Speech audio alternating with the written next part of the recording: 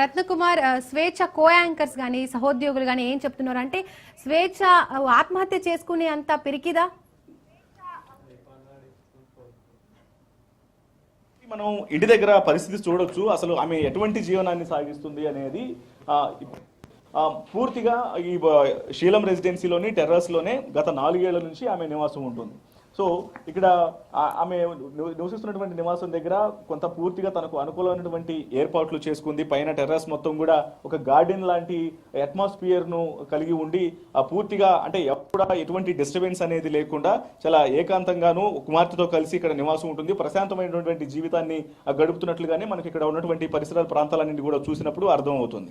అయితే ఆ తల్లిదండ్రులు కొంత దూరంలో ఉన్నప్పటికీ కూడా ఇక్కడే ఒక కూతురుతో కలిసి తను ఇండివిజువల్ గా ఒకవైపున ఉద్యోగానికి సంబంధించినటువంటి కార్యకలాపాలన్నింటినీ చూసుకోవడము, మరోవైపు కూతురుతో కలిసి ఆమె యొక్క స్కూల్ కి సంబంధించినటువంటి యాక్టివిటీస్, ఒకవైపున కూతురుని స్కూల్ కి పంపించడం, ఇటువంటి అంటే పర్సనల్ లైఫ్ లో కూతురికి సంబంధించి ఎటువంటి ఇబ్బంది అనేది దూరం అయినప్పటికీ కూడా తను పర్సనల్ లైఫ్ లో ఎటువంటి ఇబ్బంది అనేది కలగకుండా ఒక ప్రశాంతమైనటువంటి జీవితాన్ని గడుపుతుందనేది మనకి ఇక్కడ ఉన్నటువంటి పరిస్థితులు చూసినప్పుడు అర్థం అవుతుంది.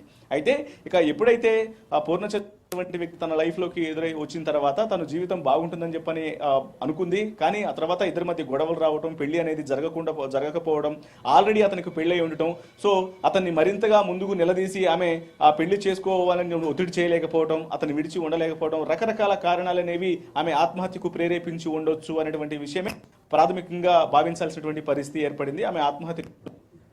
అయితే ఇప్పుడు ఎటువంటి ఆర్థిక పరమైనటువంటి ఇబ్బందులు లేనటువంటి వ్యక్తి పర్సనల్ లైఫ్ లో అంటే వైవాహిక జీవితంలో తలెత్తినటువంటి ఇబ్బందులు, ఆ తర్వాత సహజీవనం చేస్తున్నటువంటి వ్యక్తి నుంచి వచ్చినటువంటి ఇబ్బందులు అనేవే ఆమెను బేసిక్ గా యొక్క ఆత్మహత్య వైపు ఉసిగొలిపాయమనేటువంటి అనుమానాలు అయితే మాత్రం ఖచ్చితంగా కలుగుతున్నాయి. అయితే ఈ వ్యవహారాలన్నిటి మీద తోటి యాంకర్లు, సీనియర్ జర్నలిస్టులు, మహిళా జర్నలిస్టులు అందరూ కూడా ఇప్పటికే మాట్లాడటం జరిగింది. వాళ్ళందరూ కూడా స్పందిస్తూ కొత్త విషాదంలో మునిగిపోయినటువంటి పరిస్థితి కనిపిస్తుంది. వాళ్ళందరూ కూడా ఇప్పటికీ కొంతమంది ఆ సన్నిహితులు కూడా స్పందించారు.